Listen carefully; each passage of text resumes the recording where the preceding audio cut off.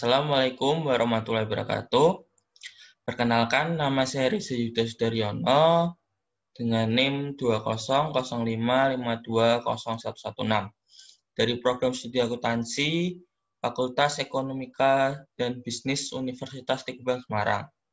Nah, di sini saya akan menjelaskan mengenai prinsip dasar etika yang sesuai dengan kode etik akuntan. Tentunya kode etik akuntan yang saya pakai sudah kode etik akuntan yang terbaru atau tahun 2020.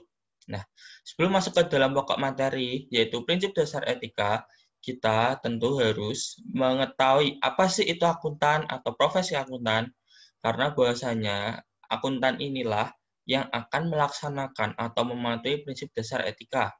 Nah, di sini ada pengertian akuntan. Akuntan itu adalah mereka yang telah lulus dari pendidikan strata S1 program studi akuntansi dan telah memperoleh gelar profesi akuntan.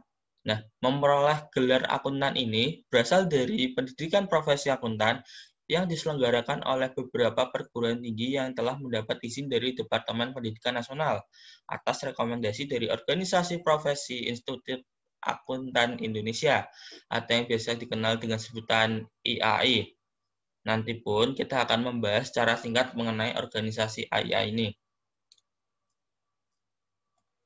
Nah, di slide ini saya akan menunjukkan tentang skema karir akuntan. Nah, di pucuk itu ada tentu saja ada akuntan.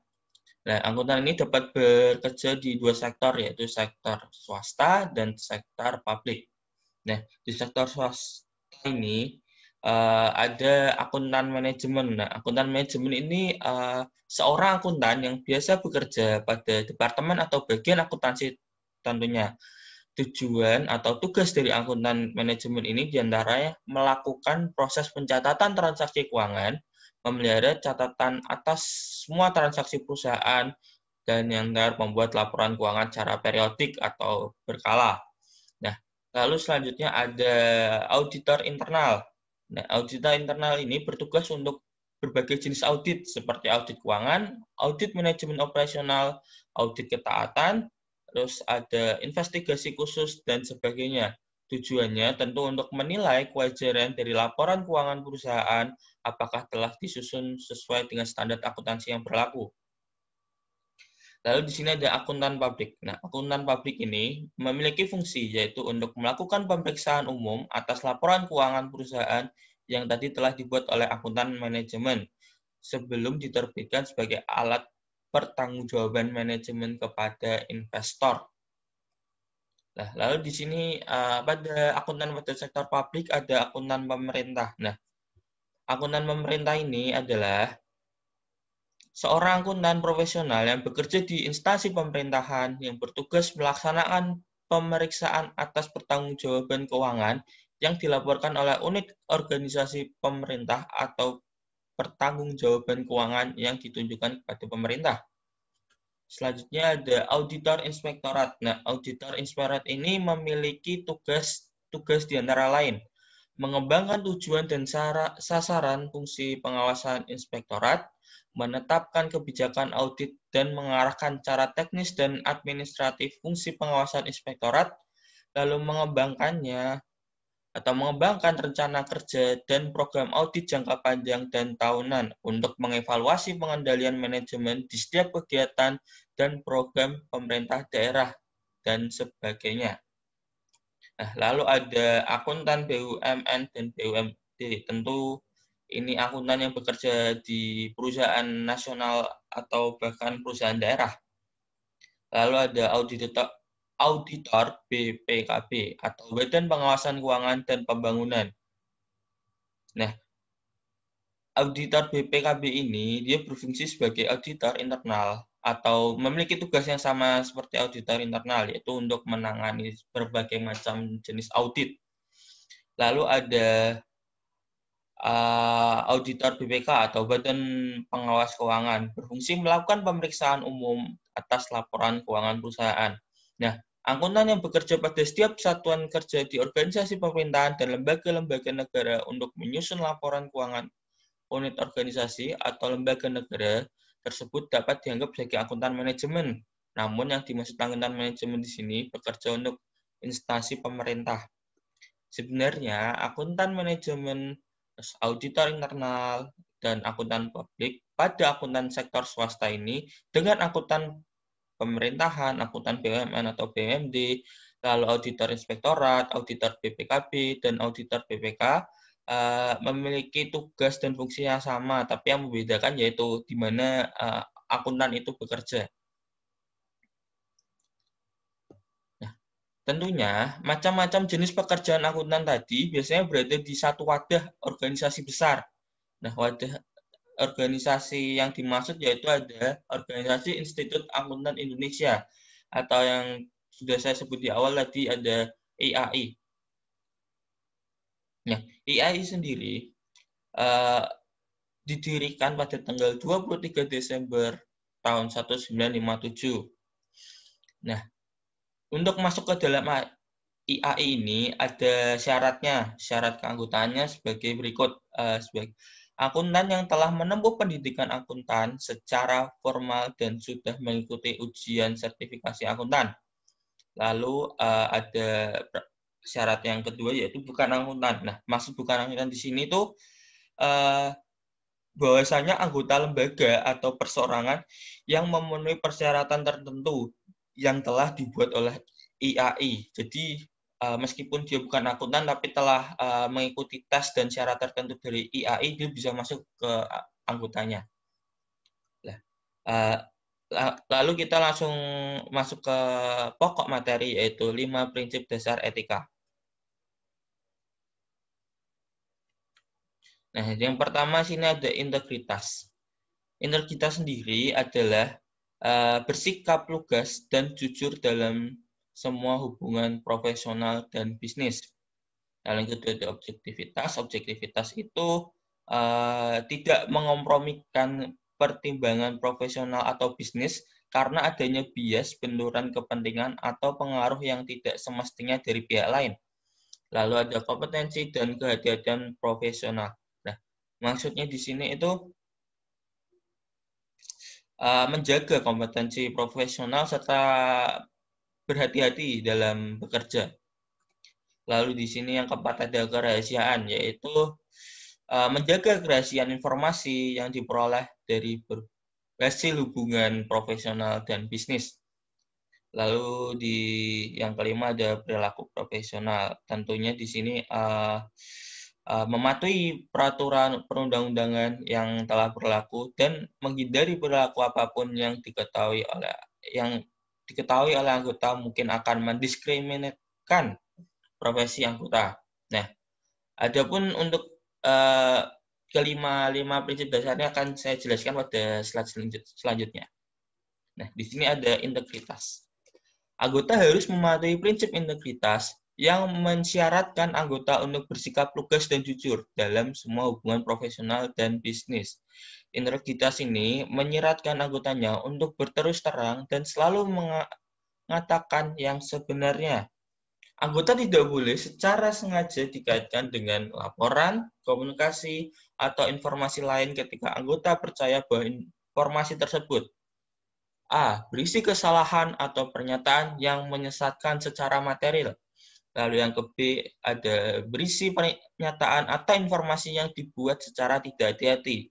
Atau yang C, terdapat penghilangan atau pengaburan informasi yang seharusnya diungkap, sehingga akan menyesatkan.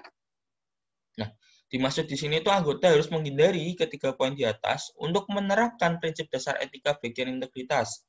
Seorang anggota tidak melanggar ketentuan ini sepanjang anggota memberikan laporan yang dimodifikasi terkait dengan permasalahan yang terdapat dalam laporan, komunikasi, atau informasi lainnya tersebut.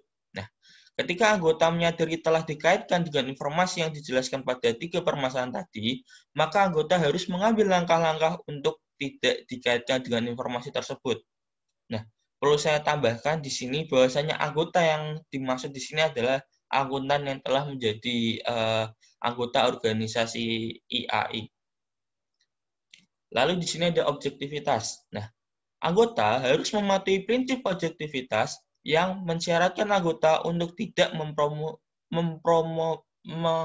mengompromikan pertimbangan profesional atau bisnis karena adanya bias, benturan kepentingan, atau pengaruh yang tidak semestinya dari pihak lain.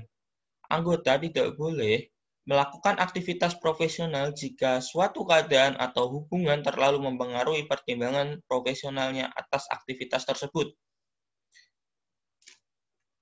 Nah, lalu di sini ada kompetensi kehati-hatian profesional.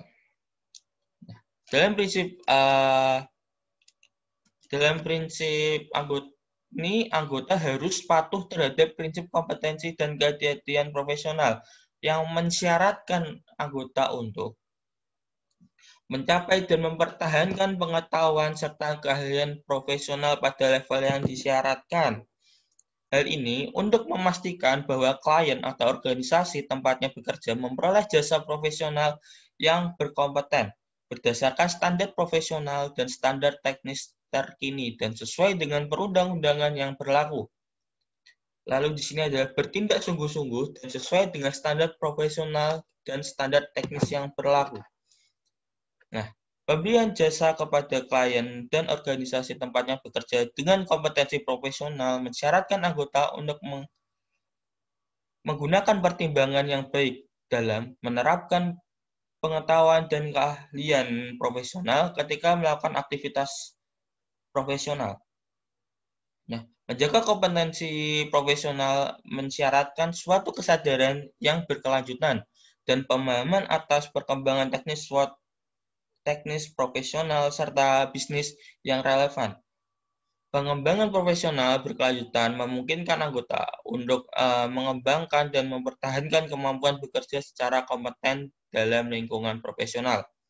Nah, kesungguhan mencakup tanggung jawab untuk bertindak dengan persyaratan penugasan secara hati-hati, cermat, dan tepat waktu. Dalam mematuhi prinsip kompetensi dan kehati-hatian profesional, anggota harus mengambil langkah-langkah yang memadai untuk memastikan bahwa mereka yang bekerja profesional di bawah pengawasan telah memperoleh pelatihan dan supervisi yang tepat. Jika diperlukan, anggota harus membuat klien organisasi tempatnya bekerja atau pengguna lainnya atas jasa atau aktivitas profesional anggota untuk menyadari keterbatasan yang melekat pada jasa atau aktivitas tersebut.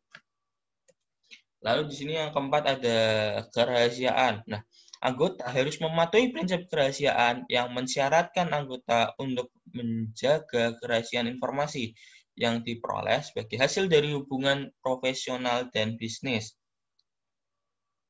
Nah, di sini ada hal-hal yang harus dilakukan oleh anggota untuk menerapkan prinsip kerahasiaan, yaitu anggota harus mewaspadai terhadap kemungkinan pengungkapan yang tidak disengaja, termasuk dalam lingkungan sosial, khususnya kepada rekan bisnis terdekat, anggota keluarga inti, atau keluarga dekat. Lalu di sini ada menjaga kerahasiaan informasi di dalam kantor atau organisasi tempatnya bekerja. Di sini ada menjaga kerahasiaan informasi yang diungkap oleh calon klien atau organisasi tersebut. Lalu tidak mengungkapkan informasi rahasia yang diperoleh dari hubungan profesional dan bisnis di luar kantor atau organisasi tempatnya bekerja tanpa kewenangan.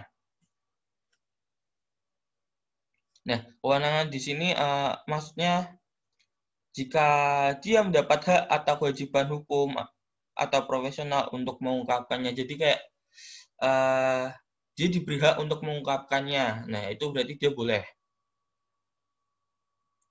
Lalu di sini tidak menggunakan informasi rahasia yang diperoleh dari hubungan profesional dan hubungan bisnis untuk keuntungan pribadi atau pihak ketiga. Dan di sini sudah jelas, tidak menggunakan atau mengungkapkan informasi rahasia apapun, baik yang diperoleh atau diterima sebagai hasil dari hubungan profesional atau bisnis maupun setelah hubungan tersebut berakhir. Nah, meskipun hubungan bisnis atau profesional itu sudah berakhir, tentu kita sebagai akuntan harus menjaga rahasia tersebut sampai akhir hayat, mungkin seperti itu. Nah, lalu di sini ada melakukan langkah-langkah yang memadai untuk memastikan bahwa personel yang berada di bawah pengawasan serta individu yang memberi advice dan bantuan profesional untuk menghormati kewajiban anggota guna menjaga kerahasiaan informasi.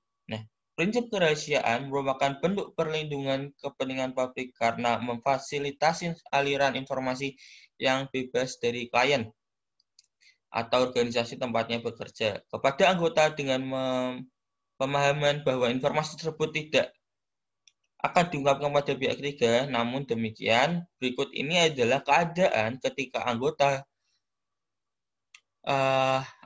untuk mengungkapkan atau mungkin disyaratkan untuk mengungkapkan informasi rahasia atau ketika pengungkapan tersebut mungkin layak untuk diungkapkan.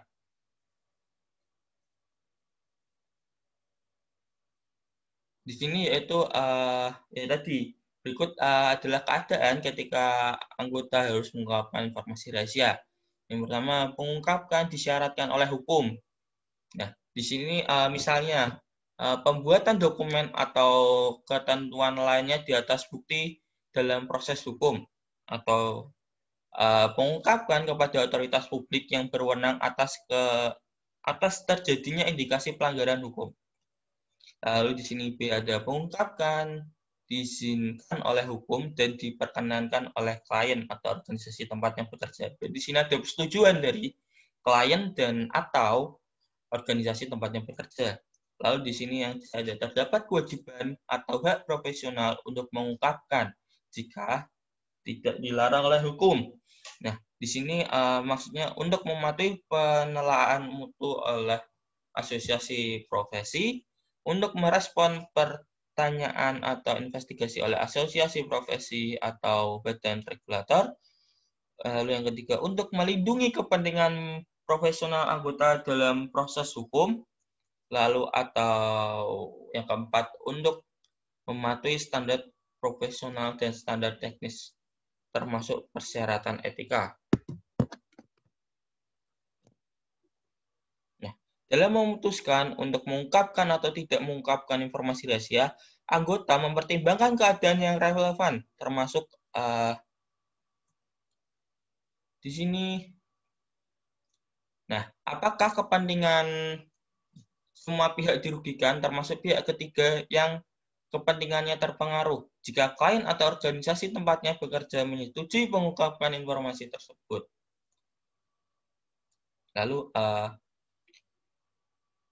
faktor-faktor yang mempengaruhi keputusan untuk mengungkapkan meliputi ada faktor tidak didukungnya bukti yang kuat, lalu informasi yang tidak lengkap, serta kesimpulan yang tidak didukung bukti yang kuat. Lalu komunikasi yang digunakan dan pihak yang dituju dalam komunikasi tersebut.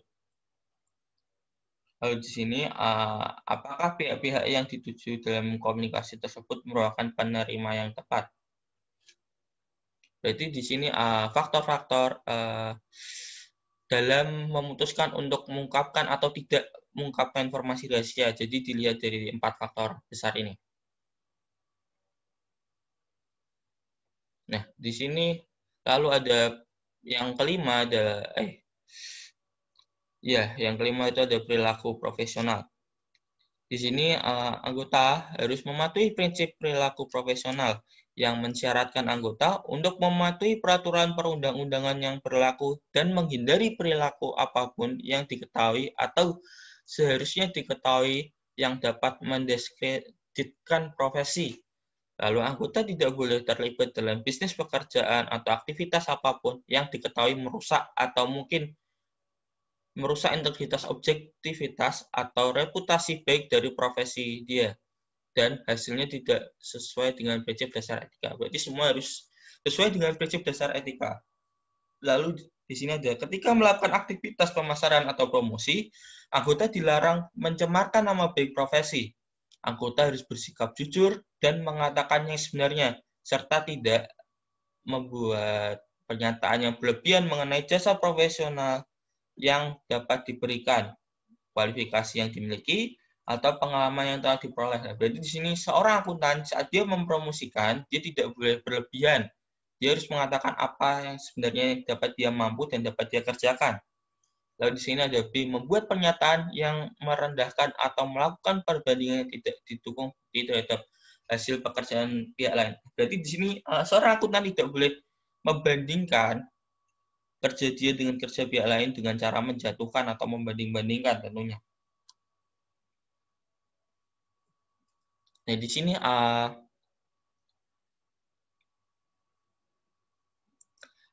situasi ketika mematuhi salah satu prinsip dasar etika akan bertentangan dengan mematuhi salah satu atau lebih prinsip dasar etika lainnya. Nah, berarti di sini jika misalkan kita ingin mematuhi salah satu tapi bersinggungan dengan yang lain, tentu itu ada hal-hal yang harus kita lakukan. Di antaranya itu berdiskusi dengan pihak lain dalam kantor atau organisasi tempatnya bekerja, lalu pihak yang bertanggung jawab atas tata kelola, lalu asosiasi profesi, ada regulator, dan penasihat hukum. Nah, namun demikian, konsultasi semacam itu tidak membebaskan anggota dari menyelesaikan konflik tersebut, atau jika perlu dan kecuali dilarang oleh peraturan perundang-undangan, untuk melepaskan diri dari permasalahan yang memunculkan konflik, anggota didorong untuk mendokumentasikan substansi permasalahan, rincian dari setiap pembahasan, keputusan yang dibuat, dan alasan atas keputusan tersebut. Nah, di sini saya akan menjelaskan tentang kerangka kerja konseptual.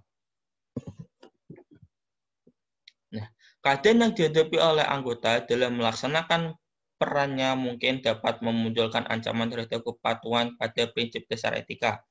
Kerangka kerja konseptual ini menerapkan persyaratan dan materi aplikasi, mencakup kerangka kerja konseptual untuk membantu anggota dan mematuhi prinsip dasar etika dan memenuhi pertanggungjawaban untuk bertindak dalam melindungi kepentingan publik. Nah, persyaratan dan materi aplikasi tersebut mengakomodasi berbagai fakta dan keadaan, termasuk berbagai aktivitas, kepentingan, dan hubungan profesional yang memunculkan ancaman terhadap kepatuhan pada prinsip dasar etika. Selain itu, persyaratan dan materi aplikasi pencegahan anggota untuk menyimpulkan bahwa situasi tersebut diperbolehkan semata-mata karena tidak spesifik atau dilarang oleh kode etik. Nah, kerangka kerja konseptual menetapkan suatu pendekatan bagi anggota untuk satu, mengidentifikasi ancaman terhadap kepatuhan pada prinsip dasar etika.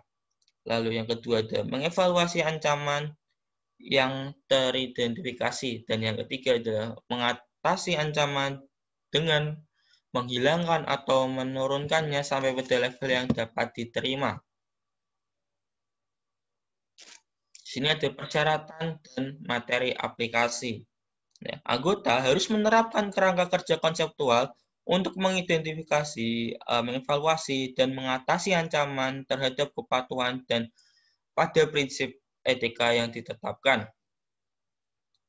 Ketika berurusan dengan masalah etika, anggota harus mempertimbangkan konteks masalah yang muncul atau yang mungkin muncul karena seorang individu yang merupakan anggota yang berpraktik melayani publik melakukan aktivitas profesional berdasarkan hubungan anggota dengan kantor, baik sebagai tenaga kontrak, karyawan, atau pemilik.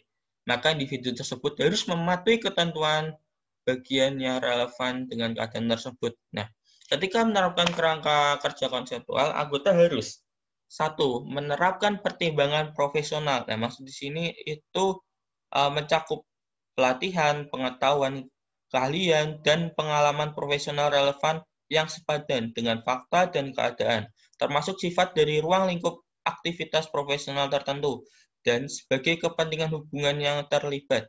Dalam kaitannya dengan pelaksanakan aktivitas profesional, penerapan pertimbangan profesional diperlukan ketika anggota menerapkan kerangka kerja konseptual agar dapat membuat keputusan tentang berbagai alternatif tindakan yang tersedia dan untuk menentukan apakah keputusan itu tepat dalam keadaan tersebut.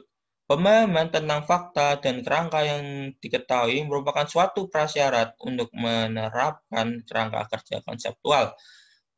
Penentuan tindakan yang diperlukan untuk mendapatkan pemahaman dan mencapai suatu kesimpulan tentang apakah prinsip dasar etika telah dipatuhi, mensyaratkan juga penerapan pertimbangan profesional. Lalu yang kedua ada tetap waspada terhadap informasi baru dan perubahan atas fakta dan keadaan. Lalu yang ketiga ada menggunakan pengujian pihak ketiga yang rasional dan memiliki informasi yang memadai sebagaimana diuraikan di sini. Nah, yang diuraikan itu pengujian pihak ketiga yang rasional dan memiliki informasi yang memadai merupakan suatu pertimbangan oleh anggota apakah kesimpulan yang sama mungkin akan dibuat oleh pihak lain. Pertimbangan tersebut dibuat dari perspektif pihak ketiga yang rasional dan memiliki informasi yang memadai, yang mempertimbangkan semua fakta dan keadaan yang relevan yang diketahui oleh anggota. Atau secara rasional diekspektasikan untuk diketahui oleh anggota pada saat membuat kesimpulan pihak ketiga yang rasional dan memiliki informasi pengetahuan dan pengalamannya relevan untuk memahami dan mengevaluasi ketepatan atas kesimpulan anggota yang tidak memihak. Di sini lalu ada mengidentifikasi ancaman.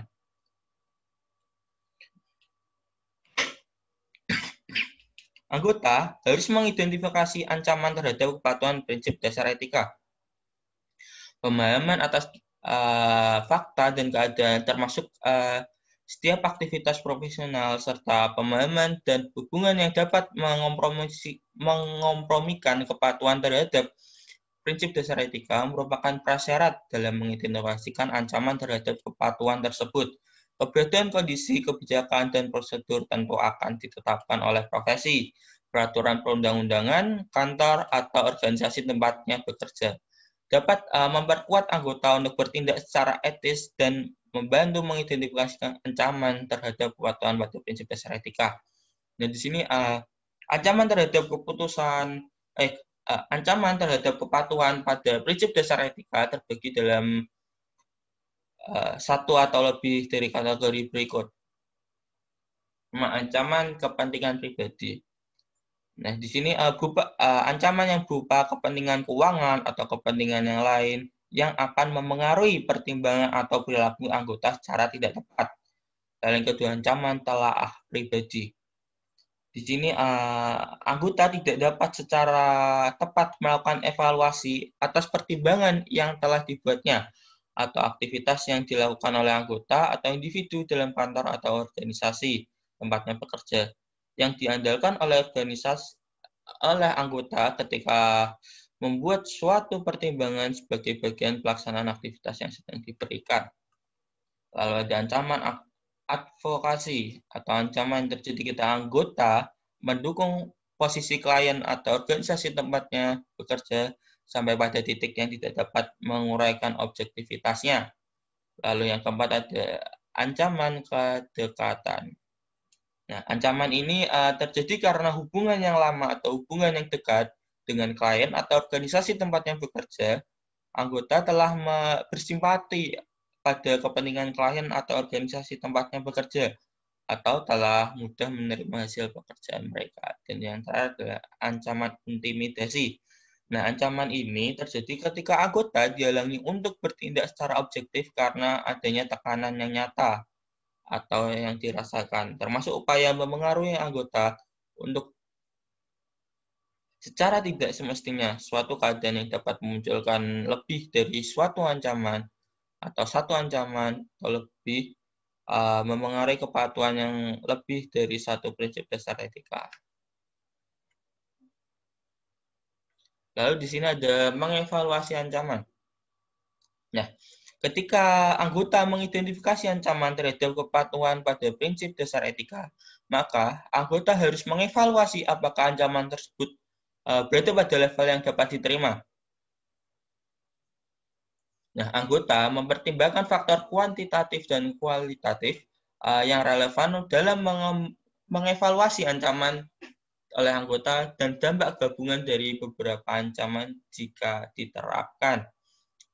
Nah, tetapi tetap waspada selama aktivitas profesional akan membantu anggota dalam menemukan informasi baru telah muncul atau mengubah fakta yang satu berdampak terhadap level ancaman, lalu yang kedua mempengaruhi kesimpulan anggota mengenai apakah pengamanan yang diterapkan berlanjut secara tepat.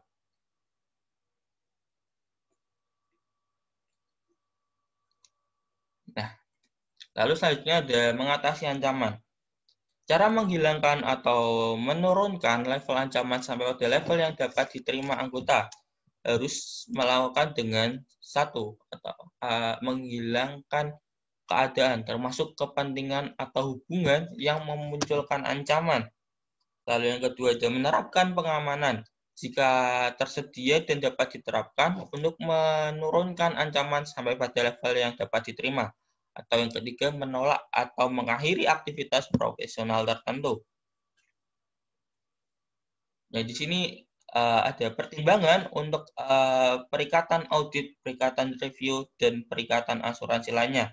Di sini independensi. Nah, anggota yang berpraktik melayani publik disyaratkan oleh standar independensi harus independen ketika melakukan perikatan audit, perikatan review, atau perikatan asuransi lainnya.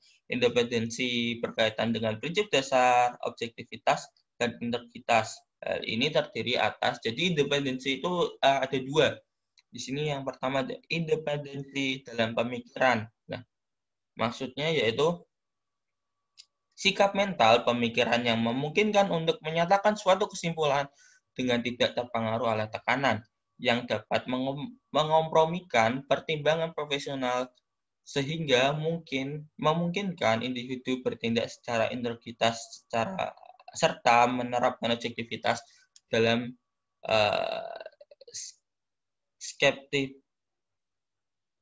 skeptisisme profesional. Lalu yang kedua ada independensi dalam penampilan. Di sini maksudnya yaitu penghindaran fakta dan keadaan yang sangat signifikan terhadap pihak ketiga yang rasional dan memiliki informasi yang memadai.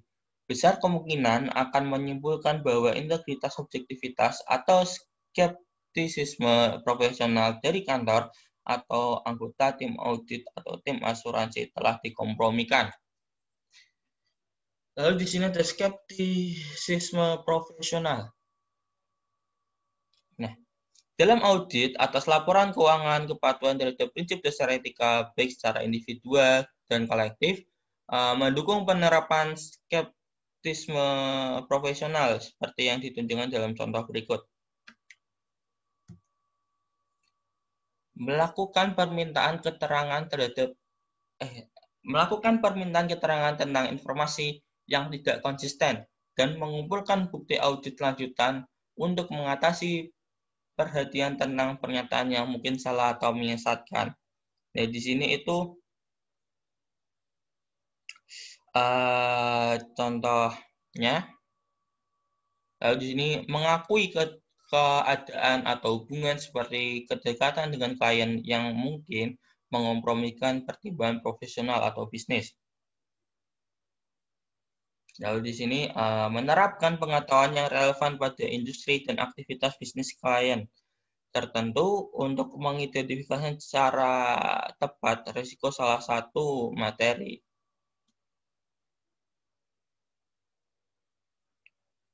Nah, dengan demikian, perilaku anggota tersebut berkontribusi terhadap penerapan skeptisisme profesional.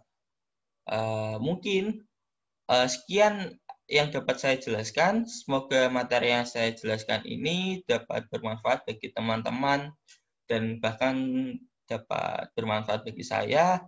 Akhir kata, wassalamualaikum warahmatullahi wabarakatuh.